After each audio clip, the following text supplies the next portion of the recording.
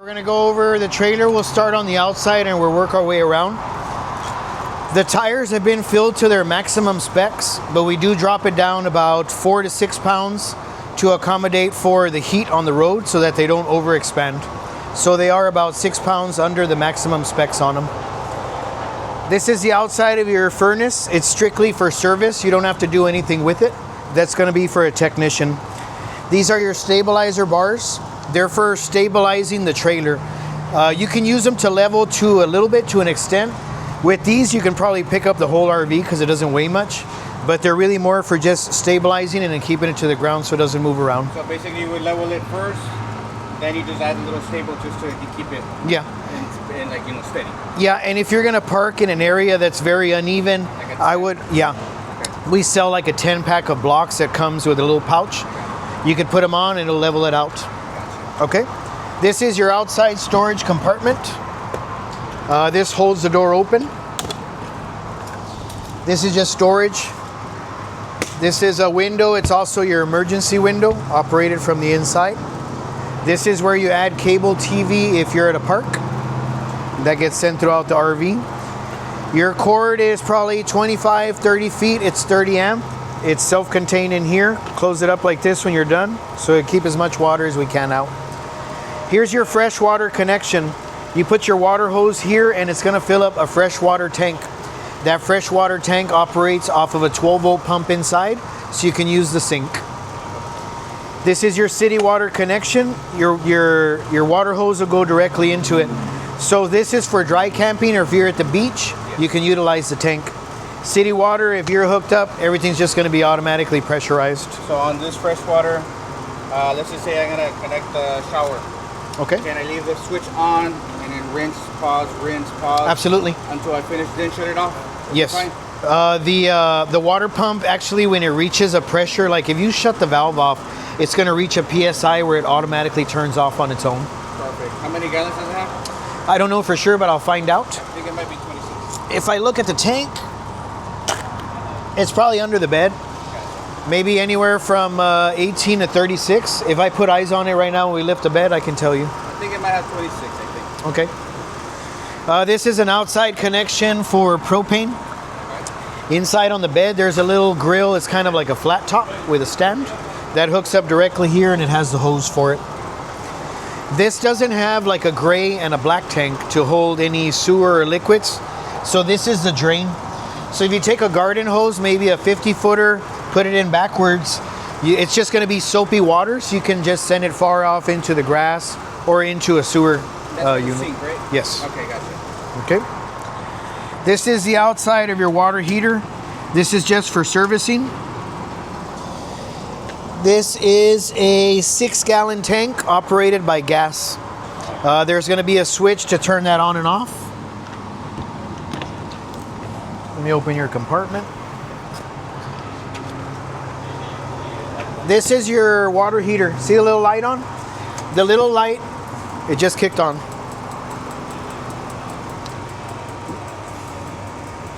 So right now it's attempting to light on gas. When it lights on gas, it'll stay clear off. If the light comes back on, it says that it didn't get it right the first time. So it's gonna make 3 attempts before it locks itself out. There's attempt number 2. And if that doesn't work on the 3rd one, it means that our propane tank has been shut off and it might have some air in the lines. While we're waiting for that to engage, here's the outside microwave. Operates on 110. So the microwave's only gonna work when you're plugged into electricity. Or a generator, right? A generator. Yeah, but I have to do it at one at a time, but without the AC on. Well, actually, if you have a generator that's at least 3,000 watts, it'll be enough to power everything on this thing. This isn't a big AC, so it'll power it up. So that's like 500-600, and this is how much wattage? 1,000 maybe? On this, it'll tell us in the specs. Wattage is going to be, normally it's about 900 to 1,000. 900 watts. So I usually tell people, like, if you're going to use a microwave, maybe back off of the AC, put it on low just for a minute, depending on the size of the generator. Gotcha. So question on the heater, Paul. So whenever, let's say I'm going to take a shower and I want the heat, I turn that on first? Yes. You want to turn that on and give it 20 minutes so that water heats up. Okay. Then if somebody else is going to take a shower after you, give them 20 minutes so it gets to the full 120 degree temperature. And it's not on yet. So what I'm going to do right now, make a last attempt. We probably have your propane tank in the off position. Probably, more likely, yeah. Okay. Here's your grill that'll connect. Here's the hose with it. The quick disconnect, right? Yes, sir. You can set that on a table and you got a nice flat grilling surface. Outside refrigerator. Go ahead and stick your hand in there. You can feel that it's cold. Your temperature is 0 through 7. See how it's getting a little bit of ice up there? Yeah. I'm going to go ahead and back it off. Maybe like at about a 6. Gotcha. That'll defrost it. That is a 12 volt, right? This is... Yeah, 12 volt fridge. So that one, if I have parked and I have the battery fully charged, then it should work. Yeah, it's going to run as long as it can, maintaining the amperage with that. And I'm going to ask, like, if I connect it to the trailer, to my Jeep, yes, and I'm driving to the beach and I want it on, does that still turn on or not? Well, here's the thing. Most vehicles have a 7-way plug on the back, right? Yes. If it has the fuse inside under the engine, when your truck is running, it should be charging the battery to the RV, which is powering the refrigerator. So if you have a Jeep, you might want to Google if your charge line is working on a 7-way plug or if it's just a matter of adding a fuse to it. So at least if you know it's dying down, you could turn your Jeep on and it's charging it with the same intention that when you're parked with the RV connected, that it's not going to drain the battery on your Jeep and kill that. So I'm not familiar how Jeep comes, so you want to Google Jeep owners to see, is that always all the time? Will it turn off when the key's off? Does it require a fuse? Gotcha. Now, probably when I'm driving to the place, then I can probably disconnect and then turn it off, but it'll probably be cool by the time I get there. So you're also going to want to measure, if you have a 24 battery, how long is this going to run for? Maybe your first ones you time it, okay, it lasted 6 hours, 8 hours, 12 hours, and go based off of that. But you also got to be careful what else you're using because it adds up on it as well. Now you can add a second battery and get a lot more dry camping out of it, or then you can even switch over to a 27, which is bigger. So I would upgrade to a 27 or add an additional 24, especially if you're going to do a lot of fishing out at 0.6 and stuff. It'll benefit you. So does this one have a solar panel? Yes. So it has a solar panel, right? It's basically like a trickle charger. It doesn't mean that the solar panel can run the refrigerator all day on its own. It's trickle charging the battery. The battery is maintaining the refrigerator. So if you're running this thing off one battery and solar charging throughout the day, there's a possibility at the end of the day that amperage is going to match up with the charge. So it's going to be on a trial and basis in the beginning. How long does it last me with one battery? How long does it last me if it's a sunny day and I know my charger, my solar panel is putting out all the proper output? So you kind of want to base it to where you plan your day out. You know how long exactly everything's going to last. If you had a cloudy day when you're no charge, you can be like, okay, I know my battery will still last this amount of hours. So you kind of chart it out, and this thing, you learn the habits of it. Yeah. So then you know what your expectations are. So let's say the refrigerator's on the battery itself. Okay. As soon as I have it on, and as soon as I connect it to the generator, okay, where's the power coming from? So you're powering up your electrical cord. Your power is going directly to your breaker box. Your breaker box also has a converter. It's turning 110 volt electricity into 12 volts, which is charging your battery. The battery is running the refrigerator. So you basically have an onboard battery charger and a deep cycle marine battery. Okay, gotcha. So it does it, but I mean, it does it automatically, right? It'll start charging it. Yes, all automatic. It'll just switch on its own. With that running, it's going to charge your battery in what's called bulk mode. Okay. If it's low, it's going to charge it in bulk. When it recognizes the proper voltage, it's going to go into kind of a steady mode.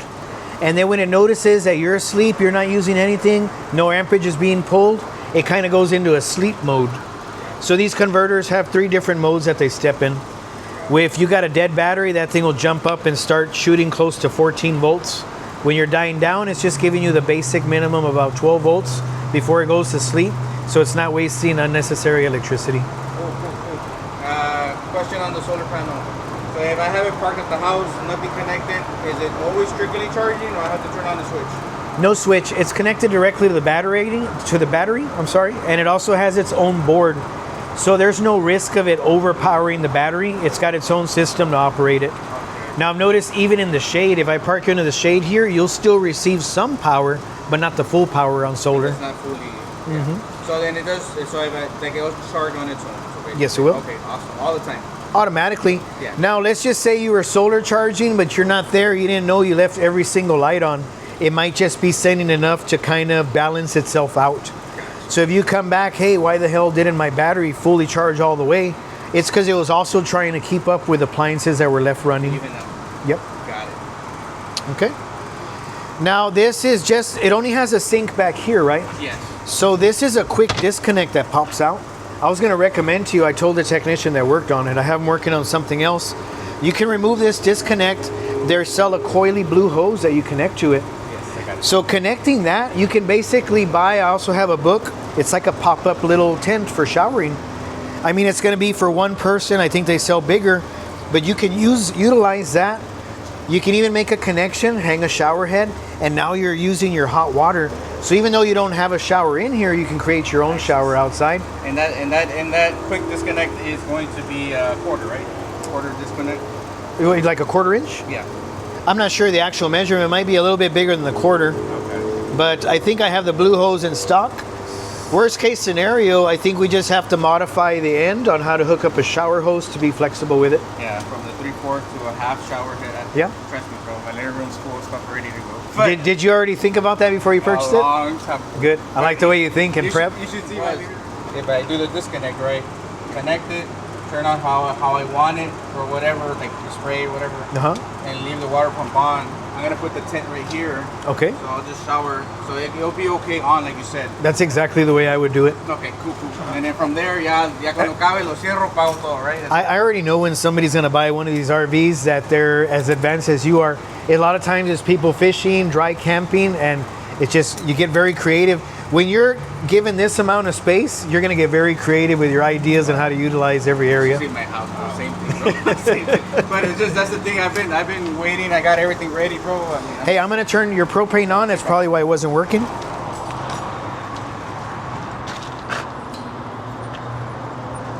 Your tank was off. Yeah. So I just wasted all your gas that was left in the lines, right?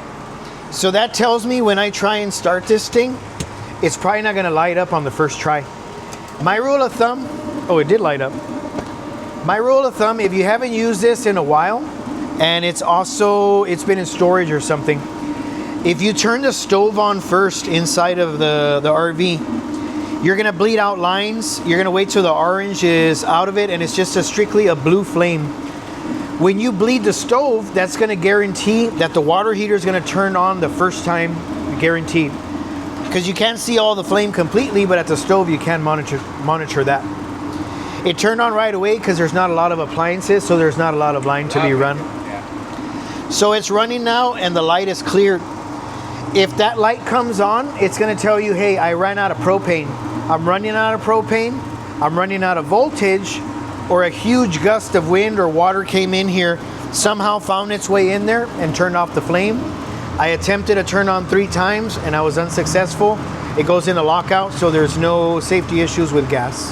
So on the heater, when it's like right now, it's gonna be hot, super hot right now. Yes.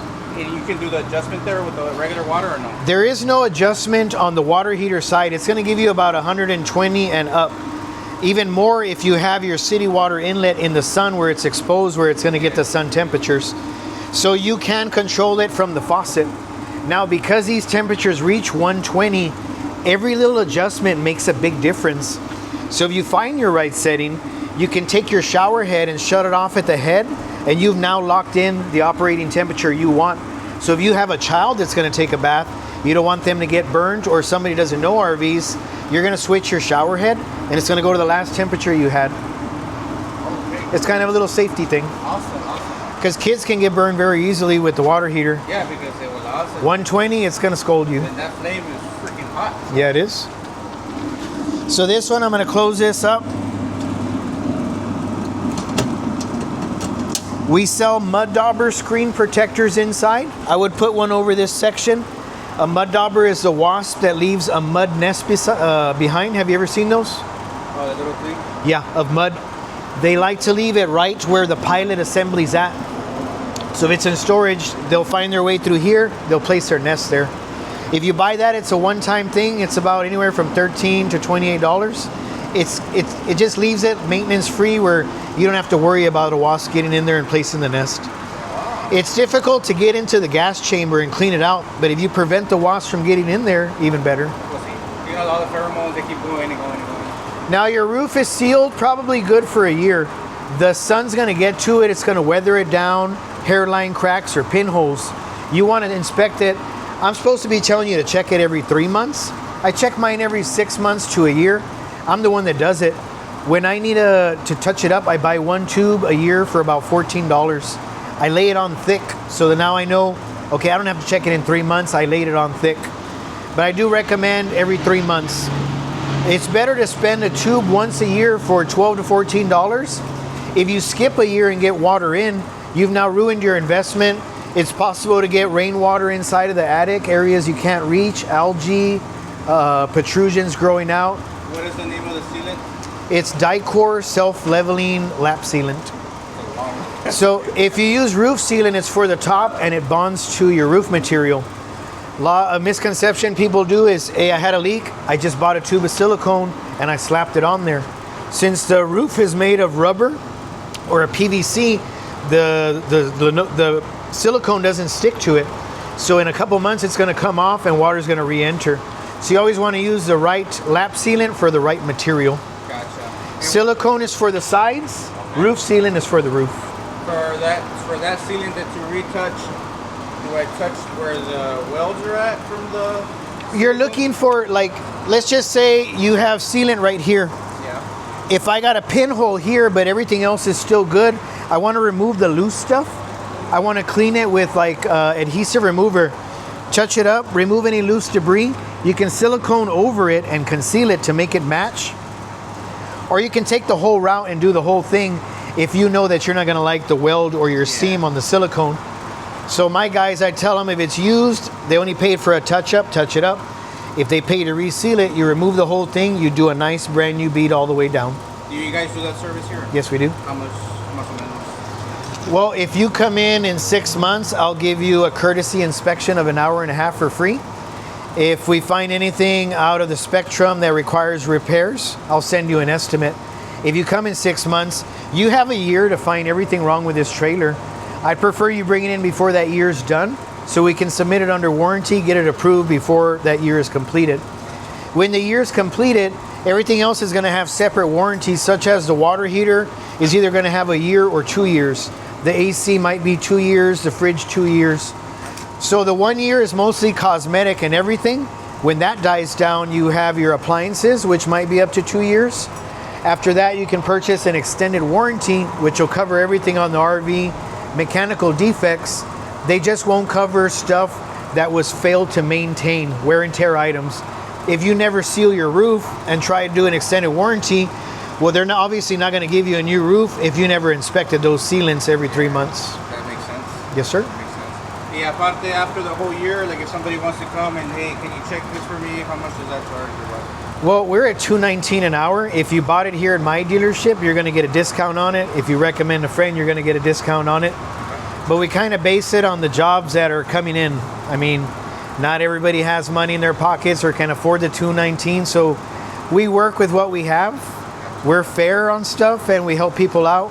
Basically, we want to create a relationship where we get people coming back. Yes, sir. We don't want to overcharge. We don't want to undercharge. We just want to build a strong, healthy relationship. Awesome. AC's outside. That's the top of your refrigerator cover. It's for service. That's your antenna on top. Those 2 bars. You can go online and find a lot of attachments for that thing. I actually saw that there is an awning that goes on it. But I saw the one you were looking at. Those are awesome. I'm just always scared of the wind out on the jetties and stuff. I had it on my Jeep once. I had one on my other Jeep. I got this one. This one's the actual 270. It's bigger, but it's 70 pounds, so this is rated at 500. So I'm gonna put that on this side, and I feel that if you secure it correctly, bungees, flexible, sandbags, if you know what you're doing, it's gonna be fine. It's ready to go, but it's gonna be on today. Oh, nice. Okay.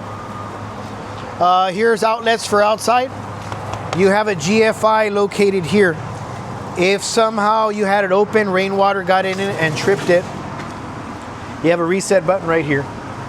Oh, okay, so that one's the one that reset. I just reset it now. If it feels like it doesn't reset, you don't have electricity. It will not reset unless electricity is provided to it. Coming back, your water heater is working, so the light's cleared off. So now it's not going to turn off till it reaches 120, but then it shuts down. Your water pump's also on, but we pressurize, so it has shut off automatically. So you have a water pump, and then you have light switches.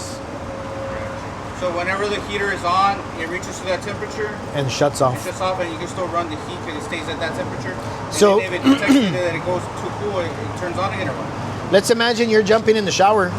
You got in the shower, you turn the water on. Your pressure's going down. The pump says, okay, I have a demand. There you go. Here's your pressure. And then once you start having flow in your hot water, this temperature is going to drop. Water here is going to say, I got a demand. Here's your hot water. It'll flame back on. Supply meets demand. Woo. So I'm going to turn off your light switch, your water heater, your water pump. Be careful that one of your buddies doesn't accidentally turn this off. It's your refrigerator. They might think it's a light switch, and then now your refrigerator is dying down. It takes up to 8 hours to get an accurate temperature, so you want to make sure nobody's accidentally shutting that off. If it was me, I'd even put something over it, a cool cover like a rocket cover switch or a booster. And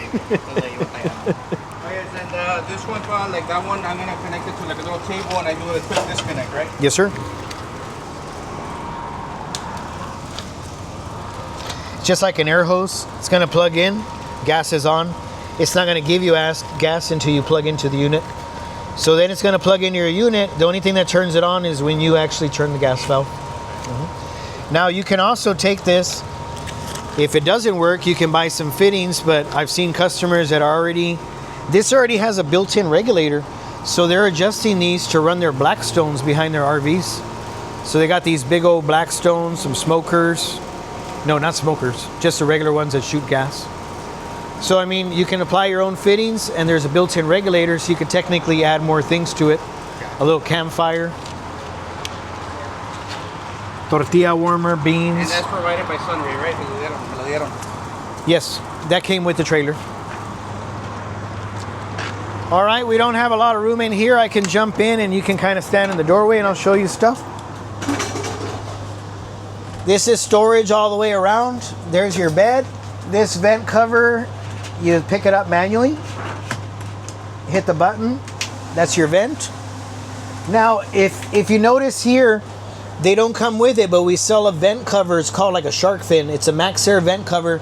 If you left this open by accident, that cover will keep rain from getting in here. Another thing I like is you can't drive with this open because it's going to flap around.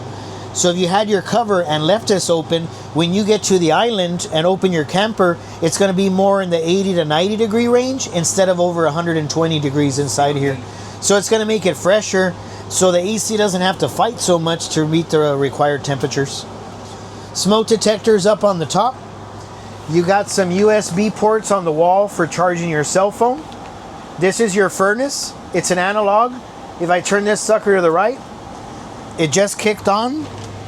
And your floor vents are over there. That's your LP detector down there. LP is your propane. It's also your carbon monoxide. And if it goes off? If it goes off, let's see. This operates your furnace. If it goes off, you have a gas leak in your furnace or your water heater or a stove outside. All it's doing is detecting gas. It doesn't know where it's coming from. Another function that it has is when your battery gets below 10 volts, it beeps to tell you, hey, I'm losing power, plug me in, charge me.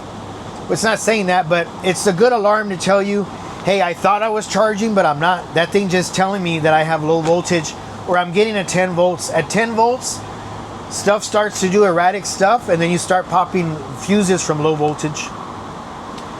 That's a closet. When this came in, the door wasn't closing correctly. I had a panel I had to do. So we do the warranties that we find on it. So to be honest, we made that door close correctly. These black panels were coming off at the factory. It happens with vibration on the road. Yes. So we find the repairs, we complete them. If you find them, I'd like if you made a list and try and get those repairs done before the year's over. Yeah, this one when I first got it, I saw it. Yeah, the door wasn't. Oh, you did see it? Yeah, it was Good. Just set it off. Yeah, we gave a little trim, we shifted it over, we sealed it. We had a panel popping out over here, we fixed that, and we fixed these 4 things here. And in some cases, I mean, things happen where they come like that from manufacturers, correct? Well, people say like, I bought a brand new RV so I wouldn't have problems, right? Every RV has issues. We try and catch all these issues with warranty before you find them. So even on a brand new RV, I can have up to 120 problems. One problem could just be a pinhole in the ceiling outside. But our goal here is to find that before you do, or before we get rainwater that's actually going to cause damage to it. Gotcha. Makes sense. AC's here on the wall. It's got temperature all the way to 7 and speeds high, medium, and low, right? You always want to back off of the temperature at least about a quarter, right?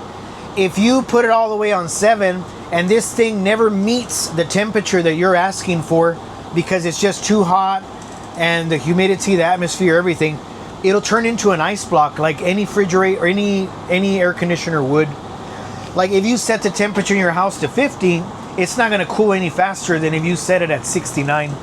So you can't catch up because of the surroundings. So you have to set it at a realistic temperature to give it the opportunity to defrost in case it starts to ice up on you. Okay, that's your fire extinguisher. You have another outlet on the side. Right here in the back, this is your breaker box. When I open that, your breakers are all marked for you here. These are your 12-volt fuses. When a fuse pops, a light turns on and you can actually see it through here. Behind this thing, actually incorporated into it, is your battery charger. So you asked earlier, if we're plugging in electricity, that charger is powering the battery that's running everything in the camper. I'm going to close this up. Over here we have an access panel. This access panel is to get to the back of your water heater. Your water heater has a bypass. If something happened to your water heater and you still wanted water to flow by bypassing it, there's a lever on the back that you switch over. It's going to go around the water heater so you can continue working. There's also a hose here. Your water pump is located inside of here. If you ever had a freeze, right now it's sucking water out of your freshwater tank. If you switch a valve down here, it'll now suck water out of here. You can basically suck anything you want throughout the trailer. This is used for, in winterization, antifreeze. You can actually stick this inside of a bucket of antifreeze, open your appliances until a little bit of pink comes out, and you've now winterized the trailer. I always make the joke to my buddies, stick this in a keg of beer and you'll have beer coming out with the water pump at the sink. I'll give you ideas. Well, I mean, it'd be difficult to clean it all up. It's just more for entertainment purposes only. On the TV backer location, Okay. I'm going to put a TV there. I already have the mount. How do I mount it or what? I have to find the stud, correct? I can feel that your 2 boards are right here. Okay. I like the opportunity to put one with an arm so that I can see it when I'm laying down. If you're going to add an arm to it in the road, it could do that. So then I add a bungee to it, or a lock. They come with an internal lock, or you can place a hook and place a bungee, and maybe a soft towel on the bungee so it doesn't scratch the surface of the TV. See, if I have a board here and a board here, I know I can go straight up and down with my screws. So if my bracket only fits one side, the better option is to add a piece of wood that covers both areas. So now when you screw into it, it's going to have the durability for it to hold that weight. And most TVs now are very lightweight. Yeah, so I got a 24 inch, so it's not that heavy. Okay. I got the mount. So my question is, how long is the screw that I need to put in there? Well, consider this, you probably have 2 feet. I think you have about 2.5 inches to work with. If you're hitting these beams, you shouldn't, if you're going to use a backer, you have to take the measurement of that into consideration. Yeah. I would like to enter the wall at least 1 inch. Okay. 1 inch is not going to come out the other side. And when you're drilling it, you can kind of feel that force. Okay, I hit something solid, so I know it's going to be secure. Okay, gotcha. Makes sense. Okay. And then these switches here. Oh, okay. So this switch, this is your solar panel assembly. You don't have to do anything here. It's automatic. There is manuals back here in a paper if you want to get into the settings. Really, it's already programmed. If you don't need to mess with it, I wouldn't mess with it. It does have the possibility of turning it into a 24 volt, which would potentially fry your 12 volt battery. So experience required, a certified technician, or really go through those manuals. Because once you play with stuff, it might lock those settings in there. So you got to know what you're doing on it. So that one I would just come and read it to see where it's at. Si tapo y descargada, I can disconnect the battery and charge it myself. Correct. Right now it's telling me that the battery's at 100%. So the solar has probably turned itself off. It said, I'm going to take a break. There's no need to use me right now. That's one light switch here. This switch, is there any light outside turning on and off? Okay, that's your switch. And turn on the lights for the inside pump. These are all push button. Oh wait, that's on. That's disconnect electricity. Okay. And what I'm going to do is I'm going to have the tech come and check that light, make sure it's not a light bulb. If something is wrong with it, I'll do a warranty, and I always have those in stock. Okay. But we had that one working yesterday. How do you put the ladder back? Make sure the door is open all the way so it doesn't scratch here. This goes up. Locked in place. So, do you have a brake controller on your vehicle? Yes. Perfect. I have the wireless one. Oh, good. Hey, this thing. Prepare. This one's brand new, so maybe your setting might be at a 4 on normal trailers. You've pulled with your electronic brake already? No, I have not. Have you ever pulled anybody with a rope? I've done it because we go off-roading. Okay. You know that the guy behind you stops the guy in front? Yes. Exact same thing. So usually on most RVs, I don't know about this one because it's so small, I do about a number 4. You want the trailer to stop the vehicle just a little bit more than the vehicle. Gotcha. So it really comes down to how you feel it. This being such lightweight, play with numbers between 2 and 6. If your tires are screeching at the stop sign, back off of it. If it's raining and you're driving, back off of it. You'd hate to be caught in an accident. The brake, it starts to jackknife on you. Okay. Because of the weight of this, there might be an exception, but I can't tell you that you can probably change your tire like that. Because now I'm liable. Hey, you told them that they can actually do that. And I understand, and I'm not going to do it that way. The only reason why is because, so I would level this with the thing going up and down. Correct. And then, once you already had leveled the first side to side. Mm-hmm. What else was I going to ask? These are drains, right? Water just yes, water hits the roof, comes down, it's going to go out, and if you level it, it's just gravity. Which way is it going to take it? Okay. If you have it here in the door and it's being a pain in your ass, lift up a little bit and send it back that way. Gotcha. And they sell the locker here, the buttons and all that. I don't think it'll fit because of this. Take a look at what you're buying. I've seen some that are the same size, and the overhang is there. So what it does is limit the amount of space to put your fingers in, but usually it's enough. But if you have, it really depends the size of your finger. Yeah, because I noticed that the one that I saw was se mira bien chingón. It does, but it is possible. But I can't tell you yes or no, but there are some that fit it. Because all it cares about is the hole here. The rest is cosmetic to fit in the electronics. So then how much is it leaving me, you know? So I guess I'll try to find one that has like the higher one over here. That's or something a little bit more. I think mine was square and it had the numbers coming down like this. The one you have will work, but I don't know how much finger space it gives me. The purpose is still there, but am I comfortable just opening it with a barely grab, or do I want to stick my hand in there? Gotcha. Okay. I don't know if I have any other questions. I bought a cargo thing, so I don't know if I'm gonna keep this one up, but I'm gonna have to somehow, because the cargo looks like it's gonna take it unless I put it inside the box. So, did you send us a picture of that cargo? No. I saw a customer that found one and it braces over here on both sides, and it created a platform for his generator on top. I saw it on the booklet today, actually. Yeah, it doesn't look like the greatest quality. I mean, if you oil-based black it and make sure nothing rusts, it'll last a long time. Yeah, but they do sell smaller tanks. I can put a smaller one, right? Yeah, it doesn't care what size it is as long as that matches. Gotcha. Okay. And I can upgrade this to the electric? Electric? Yes, you can. Yes, that's a 3-ton minimum. Right. Gotcha. Then there's options of wheels, bigger feet. And the wheel is to move it? Is that what it's for? For boats it is. Technically we do move it when I put one inside the store, but I usually have 4 people around helping me. It would just suck if you're on a wheel. You know, the worst thing is if you unhook your trailer on the side of a mountain at a national RV park, because it happened to me. When I was 17, I unhooked my vehicle from the motorhome. It sent me rastrando with chanclas, dude. It hit a parked vehicle. Luckily, nobody got hurt, but the boss gave me one chance. It was my first mistake ever. It was my first year in RVing. I've been doing it for 28 years now. Yeah. But there was a video ad. I remember my chanclas had nothing left at the bottom. So this is spare, right? Spare, get it from there in case, just whatever. Yes, sir. And then the battery. Okay. I think we should be good, Bob. We can start hooking up. I can also patch you to my parts guy, give you a walk around and anything you might need. And by the time you're done, I'll have my technician done with that light and the sliding door. You can go through this sheet, see if there's anything that we missed, and sign here.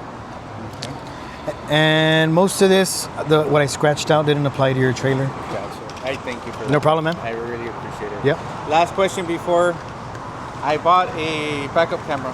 Okay. And I'm supposed to put it in that center one. Yes, sir.